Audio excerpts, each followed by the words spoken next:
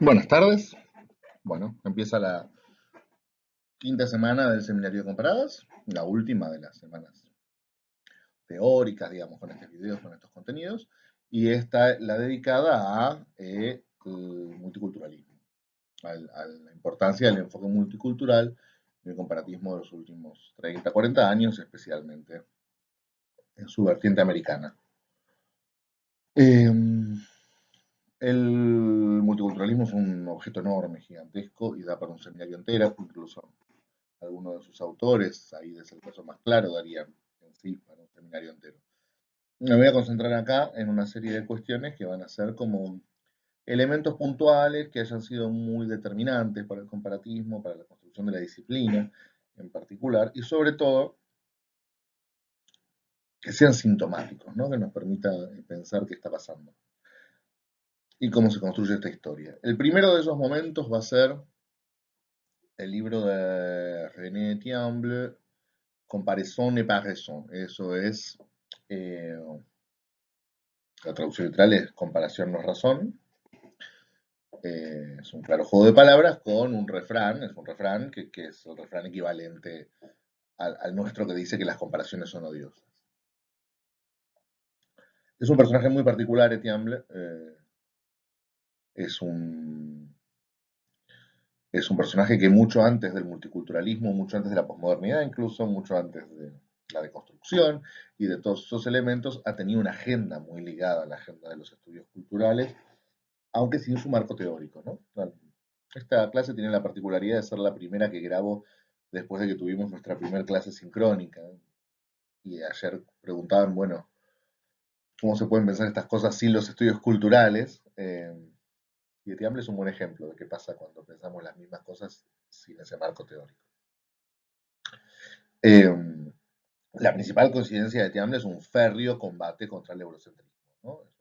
Etiamble es un especialista en literatura china, eso se plasma mucho en sus teorías, y en general va a abogar por una ampliación del objeto fuera de las fronteras europeas y sacar a Europa del centro del sistema.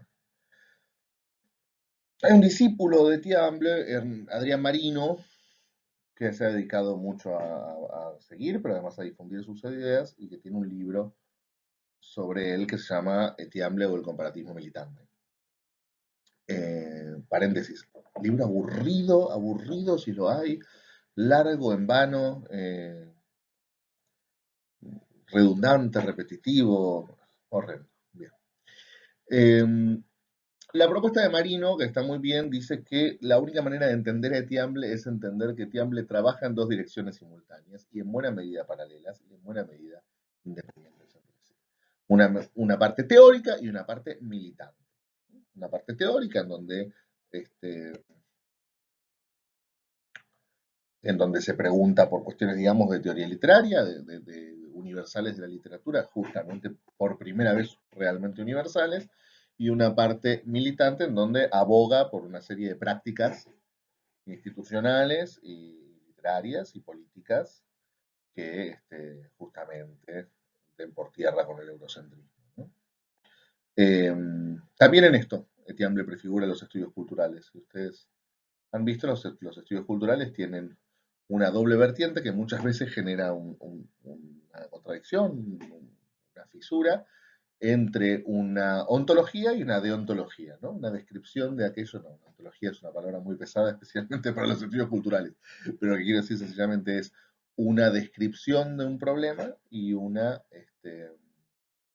imperativo de lo que se debe hacer y lo que se debe decir, ¿no? Lo vimos muy claramente con Moretti, ¿no? Esa cosa de Moretti describe un asunto y los estudios culturales le reprochan esa descripción y Moretti responde, yo describo lo que es, si no nos gusta lo que es una pena, ¿no? Es decir, en los estudios culturales tienen esa cosa de lo que uno dice produce realidades, entonces tiene que decir algo que produce políticamente.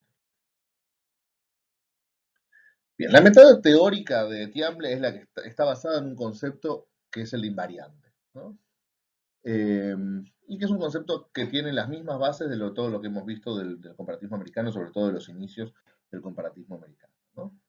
Está, está basado en la idea de un fondo común humano, digamos, un humanismo común en el que determina, digamos, el mero hecho de que somos humanos determina determinadas cuestiones de la literatura que siempre serán las que son. Lo que le interesa a Tiamble particularmente es todos los contrastes que surgen de la comparación entre Oriente y Occidente.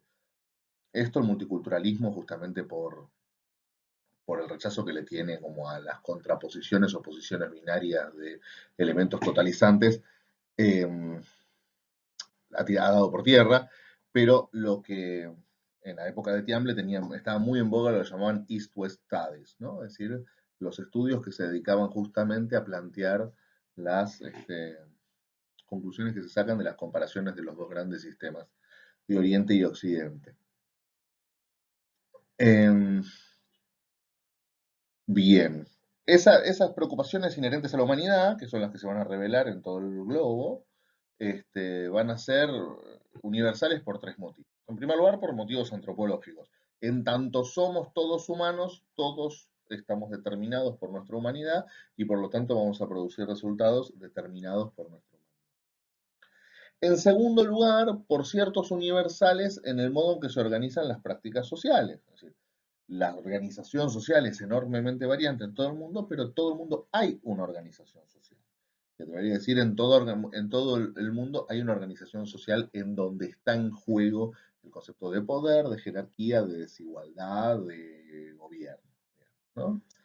Y eso genera una, una serie de preguntas, una serie de interrogantes, una serie de preocupaciones, una serie de problemas que van a surgir en cualquier literatura del globo porque todos están determinados por estos problemas. Y la tercera es porque todas las literaturas están produciendo literatura, y la literatura, en tanto es el arte que articula el lenguaje, un lenguaje que es primeramente oral en todos los casos, bueno, genera una serie de preocupaciones universales, ¿no? La preocupación por la belleza, por el sonido, por la capacidad de producir sentido, por la transparencia del lenguaje, por la opacidad del lenguaje, por la polisemia, digamos, son fenómenos de la materialidad lingüística que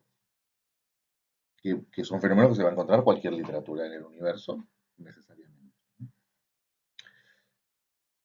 Y lo que dice Tiamle claramente es que todos estos elementos puestos en contraste van a generar efectivamente una oposición, van a generar una diferencia profunda, pero que ese contraste mirado en profundidad va a revelar, va a hacer aparecer una serie de coincidencias llamativas que hablan de ese fondo común de la humanidad, ¿no?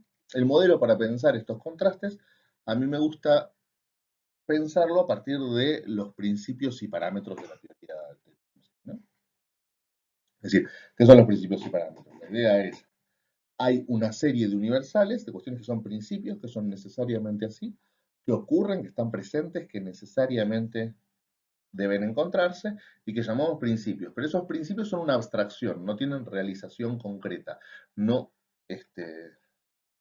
no se han transformado en cosa, no se han transformado en un objeto comunicativo explícito. Son solo principios abstractos del sistema, de la estructura desnuda, digamos. Esos principios tienen que efectivamente realizarse en objetos, en cosas, en acontecimientos. Y esa realización eh, ya no se puede dar de manera universal, sino que se da a partir de una serie de determinaciones estrictamente contextuales y contingentes. Esas determinaciones es lo que se llama parámetros, digamos. Todos esos principios, al realizarse en una cultura determinada, se parametrizan en una cultura determinada, ¿no? Entonces, lo que va a decir Etiamle es, bueno, nosotros nos encontramos con esa parametrización, pero si nosotros limpiamos ese proceso de arraigo en la contingencia, nos vamos a encontrar con los principios que son universales.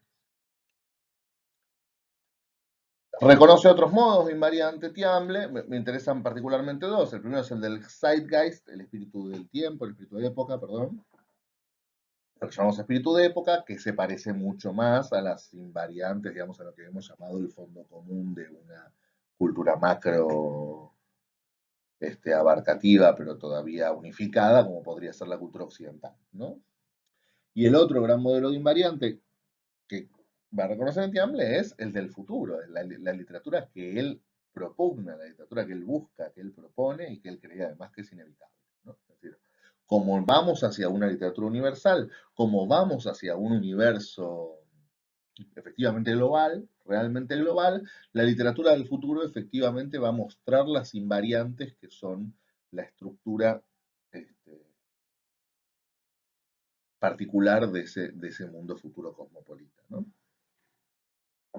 Fíjense que el concepto de invariante es el concepto que niega, a partir de su superación, uno de los rasgos centrales del comparatismo francés, que es el factualismo, ¿no? Es decir, ¿qué es la invariante? La invariante es aquello que explica un elemento común, una coincidencia entre dos textos literarios que no depende de un contacto, que no depende de una relación concreta y comprobable. ¿Por qué estos dos textos se parecen? ¿Por qué? Porque fulano leyó este y lo tomó, ahí no hay un invariante. Hay un invariante donde debemos comprobar de manera particularmente relevante que dos textos han llegado al mismo lugar desde diferentes orígenes. Y esto muestra que estamos completamente fuera del comparatismo francés, por más francés que Tiamble sea. Y después está el enfoque militante, ¿sí? El enfoque militante, lo que Tiamble propugna y que a veces va a generar algunas fisuras con el enfoque público. Eso se puede ver, y se puede ver en su libro de manera clara, como una serie de imperativos éticos enumerados, que son lo que se debe, lo que debemos, lo que él debe hacer por la literatura mundial, ¿no? Por la literatura mundial. Primero de ellos, cito, renunciar a toda variedad de chauvinismo y de provincialismo. Es decir, toda mirada debe ser supranacional, toda mirada debe estar desde afuera, desde arriba de la nación y debe incluir a todo el mundo. Y esto es interesante, petición de principio justamente se sostiene como un alegato militante, pero no como un alegato teórico, ya lo vimos con Moretti Casanova, que es que en posición de igualdad, la única lectura viable es la que elimina todas las asimetrías y todas las jerarquías. ¿Cómo? No lo sé. No, solamente lo digo. No es un antinacionalismo. ¿Sí? No hay, a diferencia de lo que va a ocurrir con Said, por ejemplo, claramente, no hay una condena de la identificación con la propia cultura, con el propio territorio, con la propia nación. No va por ese lado. No va por un lado de una desaprensión, sino por un intento de ampliar identificaciones, de pensar al sujeto como una serie de círculos concéntricos de identificación, ¿no? Yo puedo identificarme con mi carácter de porteño y puedo identificarme con mi carácter de argentino y puedo identificarme con mi carácter de latinoamericano. Todo al mismo tiempo, sin contraposiciones. Y eso depende justamente, sí, de pensar una identidad nacional, una identidad cultural, que no esté apoyada sobre la oposición, que no esté apoyada sobre una definición negativa, sobre una definición eh, que surge de la otredad, ¿no? Eh, la literatura mundial es una fuerza ideológica, también al interior de una literatura y afectando sus formas. Las literaturas del mundo deben luchar por volverse universales. Es decir, ¿se acuerdan que veíamos esto con Morticación, digamos, en general con literatura mundial? El problema es si la mundialidad es un enfoque de estudio o es una propiedad de la literatura, ¿no? Y lo que él dice, lo que dice Tiamble es que hay una literatura que es efectivamente universal y que esa es la literatura que debemos buscar, ¿no? Esa literatura cosmopolita del futuro, de la que hablaba antes. Se trata, y acá hay otra enorme diferencia con lo que van a ser los estudios culturales y que hay que tenerla en cuenta, se trata de un ideal homogeneizador. ¿Eh? No es una celebración de la multiplicidad y la fragmentariedad y la irreductibilidad de las diferentes culturas, que como como hacen los estudios culturales y los identity politics. Lo que quiere es precisamente llegar a una homogeneidad, llegar a una idea precisamente de que todos somos iguales, ¿no? Si Emily Apter va a decir que el rasgo central del verdadero modo multicultural de ver el mundo es la radical intraductibilidad, creo que vimos algo de esto, eh, justamente Tiemble está pensando en todo lo contrario, ¿no? Está pensando en el mundo de lo traducible. Habla en general de un centro movible, ¿no? Es decir, justamente de desfetichizar los centros, desfetichizar las hegemonías y que la muestra de que hay que hacerlo es que los centros son movibles, que, que los espacios cambian y la prueba que pone de eso es la percepción de una actual decadencia de la literatura europea, ¿no? Y muy interesante, Tiamble dice algo que será un problema mucho después.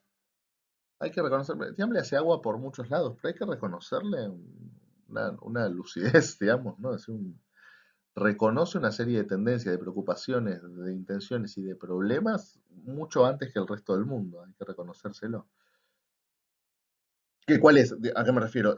Previene de usar la universalidad como una legitimación de una hegemonía, ¿no? Y es decir, como un problema de globalización. La universalización no puede definir en la expansión de una hegemonía, no puede derivar en la expansión de una hegemonía, en un expansionismo hegemónico. Fíjense que esto es lo que pasaba. ¿Se acuerdan entre el informe Bernheimer y el informe Saussy? Esa impresión que el informe Saussy decía, nosotros les hablamos con el multiculturalismo y ellos nos devolvieron su lado oscuro, que era la globalización. Una sensación incluso un poco sucia, un poco culpa, de decir, nosotros estábamos legitimando ese expansionismo de la globalización y no nos dimos cuenta, digamos. Eh, y Etiamble previene en este sentido, ¿no? Bueno, todo esto es el primer punto, ¿no? Sobre la idea de universalismo y nacionalismo. Segundo, no es un impulso puramente teórico, sino fuertemente anclado en una dimensión institucional concreta que debe llevar a una cooperación internacional. Y acá está el etiamble militante. No estamos exponiendo una serie de cuestiones teóricas. Fíjense que acá también hay una diferencia con muchos espacios de los estudios culturales, ¿no? Que justamente son muy revolucionarios y radicales en la teoría, pero muy ingenuos a la hora de la inscripción institucional.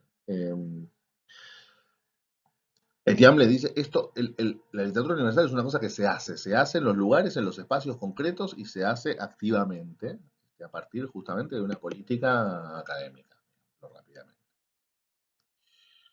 Tercero, se trata de un comparatismo que en primera instancia refuerza y legitima la traducción. Acá también aparece la oposición de Marino en la idea más clara. Tiamble defiende la traducción, defiende profundamente la traducción. ¿La defiende teóricamente? No, porque de hecho vamos a ver que no es la solución de Tiamble la traducción. No la va a defender teóricamente, no va a hacer un alegato a favor de la traducción como muchos otros comparatistas. La traducción se defiende porque es necesaria. Porque yo quiero conseguir estos objetivos políticos y estos objetivos políticos no los voy a conseguir sin la traducción. Y en ese sentido, no hay sustento teórico que valga, sino que lo que hay es una intencionalidad política, una militancia. Fíjense, una de las primeras prevenciones que tiene es, bueno, lo que tenemos que hacer es estudiar los estudios de literatura general y los estudios estilísticos. Y los estilísticos sí van a tener que ser en la lengua original. Los de literatura general pueden ser en traducciones. Y fíjense qué es lo que está atrás de esto. Lo que está detrás de esto es, la traducción es un problema, yo reconozco que la traducción es un problema, pero veamos qué nos deja hacer y qué no, ¿no? Tratemos de salvar lo que se puede. Eh, De hecho, hay otro problema que reconoce Tiamble muy importante de la traducción y que justamente lo reconoce diciendo, bueno, esto es un problema, pero bueno, ya lo resolveremos, veremos cómo también. Justamente no lo resuelve a partir de un gesto teórico, sino que lo resuelve a partir de de una conciencia de la necesidad de la traducción, que es el problema de la canonización, ¿no? Es decir, no toda la literatura de una lengua se traduce, lo que se traduce es lo que efectivamente está canonizado, y entonces si lo que va a formar parte de esa literatura universal no es toda la literatura existente, sino solo aquellos textos que han llegado a ser traducidos, recuerden el valor político y hegemónico de la traducción para Casanova, ¿no? Es decir, si solo va a circular esa literatura universal aquello que tuvo el suficiente grado de canonización para ser traducido, bueno, entonces estamos hablando de una literatura universal fuertemente canonizada. Y bueno, dirá, responderá tiempo, ¿qué es lo que hay? ¿No? Cuarto, y cito, a falta de una lengua universal de trabajo que en el estado presente del mundo parece irrealizable, opto por otra solución, por los ideogramas chinos que nos darán, si no una lengua, una escritura común, que cada uno podría leer y sabría pronunciar en su idioma. Así que es lo que dice Tiamble. Lo que dice Tiamble es, bueno, evidentemente la traducción es un mal menor, es una necesidad, es un parche para tapar una necesidad. La solución superadora a largo plazo tiene que ser otra. ¿Cuál tiene que ser? Bueno, que hablemos todos la misma lengua. Eso es lo que tiene que pasar. Pero ¿qué es lo que pasa? Esa lengua puede ser artificial y no, porque es una lengua artificial, no tiene ningún tipo de arraigo cultural, no tiene identidad y además en general fracasan su nivel de expansión. Entonces, descartemos, por ejemplo, el esperanto o el latín, resucitar el latín. ¿Y cuál es la otra solución obvia? Bueno, vamos todos a hablar inglés. Si la hegemonía es la del inglés, terminemos todos hablando inglés. Y por supuesto, rechaza categóricamente esa posibilidad. ¿Por qué? Bueno, porque eso es justamente un sistema universal que nace ya profundamente hegemonizado. Entonces, ¿qué dice? Bueno, ya que cada uno va a seguir hablando su lengua y no podemos resolver esto, por lo menos inventemos una forma de que hablemos nuestras lenguas, pero nuestras escrituras sean mutuamente inteligibles. Y el modelo para esto es el chino. Como ustedes saben, hay una vasta zona de Oriente en la cual se hablan diferentes idiomas y que en la realidad son absolutamente ininteligibles los unos al otros, pero que en la escritura, que es una escritura de ideogramas, no es una escritura fonética, no es una escritura en la que se escribe como se habla, ni que tenga una relación especial con la oralidad, con las formas de la oralidad, esa escritura es común a todos esos espacios. Entonces, personas que no se entienden hablando, se entienden escribiendo. Y esa es la propuesta. Vamos a reconocerle Tiembla que es una propuesta tan delirante como original. Reconozcámoselo. Eh, Fíjense que el modelo es la República de las Letras, es el lugar que él tenía en latín en la República de las Letras, ¿no? Un lugar donde, bueno, cada uno pertenece a su nación y en su lengua pertenece a su nación y se mueve y vive en su nación, pero hay un universo que es un universo escrito supranacional a partir de una segunda lengua común, que, insisto, que solo vive en la escritura, ¿no? El modelo es exactamente ese. Bien, hago un repaso por el resto de los imperativos que son bastante más breves. Renunciar al sesgo que impone el objeto comparatista factualista y pensar en el interés general de la literatura. Bueno, esto ya sabemos. En el 63 ya el factualismo francés está muriendo. Defender las lenguas del imperialismo y la influencia desigual, queda dicho cuando hablamos del inglés. El lenguaje y el texto son transparentes para Tiemble y por ende hay que abandonar la interpretación. Cuestión muy llamativa de la que está diciendo. Es rara esta apelación profunda por la transparencia del lenguaje y yo creo que tiene básicamente que ver con un rechazo de la nueva crítica, con una objeción contra la nueva crítica, ¿no? Es decir, me parece que no debemos tener como una definición ultranza de la transparencia del lenguaje, sino que es mucho más transparente de lo que los nuevos críticos creen. Me parece que es esto lo que está diciendo, ¿no? Porque la práctica que él quiere desterrar es la de la interpretación, es pensar el análisis literario como una práctica hermenéutica. Octavo, concentrarse en lo específicamente literario, la poética y la estilística comparada. Es decir, reducirse a los fenómenos que efectivamente pertenecen a la literatura. Surgen del material literario. Noveno, el estudio de esa estilística conduce a las formas puras del arte. ¿Sí? Acá también es interesante. Acá se muestra que hay una invariante que es formal también. Y que el arte tiende a las formas puras. ¿Y esas formas puras qué son? Son la economía del lenguaje buscando su propia belleza, su propia máxima capacidad de significación. ¿No? Y esto también está dicho en oposición a alguien, está dicho en oposición a la idea de que esas formas puras están anquilosadas, son meramente institucionales y hay que destruirlas y crear algo completamente nuevo a partir de una lengua fragmentada y una lengua derrumbada, ¿no? ¿Y quién es esto? Las vanguardias. El Tiamble es un profundo detractor de las vanguardias. Décimo, las grandes diferencias entre culturas son una ilusión provocada por una mitología que el comparatismo debe desmontar, desacralizando la literatura. Es muy interesante porque acá hay una coincidencia con Said, ¿no? Es decir, la idea es, de esos principios y parámetros, los parámetros, que son la forma que esos principios toman una cultura determinada, se fetichizan, se cosifican, se trascendentalizan. Parecieran pasar a convertirse en lo efectivamente significante de la literatura. Y esa fetichización que coloca al centro del asunto en lo que en realidad es el segundo orden, impide ver las invariantes, impide ver la esencia que está atrás, ¿no? Y entonces lo que debe hacer el crítico es limpiar esa hojarasca fetichista para llegar a la invariante.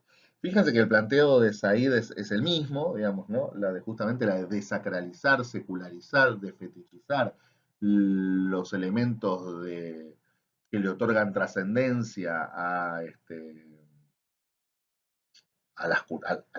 los patrones culturales, lo que él llamará, lo vemos en el video siguiente, los patrones de afiliación, pero con la pequeña diferencia de que Said no limpia esos fetiches para encontrar una trascendencia detrás de ellos como Etiamble, sino justamente para desterrar toda idea de trascendencia, ¿no?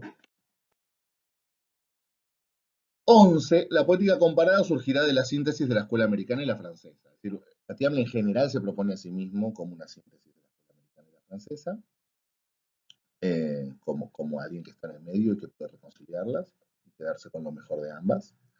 Eh, Es interesante cómo él describe, porque estaba allí, el famoso segundo congreso de la ICLA en Chapel Hill y la conferencia de René Wellek, y lo que, y esa síntesis, perdón, esa síntesis se puede resumir muy brevemente en volver al análisis literario propio de la escuela americana, y no detenerse en cuestiones de segundo orden como hizo durante mucho tiempo la escuela francesa, pero eh, pensar, sumar la perspectiva histórica y la metodología de la escuela francesa, ¿no? 12, fino, y con esto terminamos, el objetivo final es un nuevo humanismo en donde la condición humana aparece despojada de mitos, esnovismos, identificaciones pueriles y deshumanizaciones del otro. Es un poco lo ya dicho, es decir, es ese fetiche que se limpia para llegar a la invariante, es justamente para llegar a ese fondo común, puro, humano, que, que es lo que nos define, ¿no? Y es lo que define esa literatura universal. Y esto es Etiamble, que es un personaje muy simpático, muy endeble en muchos aspectos, pero hay que reconocerle su intuición temprana. Eh, muy interesante para pensar cómo surgen estos problemas, antes de que surjan, digamos. Y dejamos acá y nos vemos en el siguiente video con Edward Said.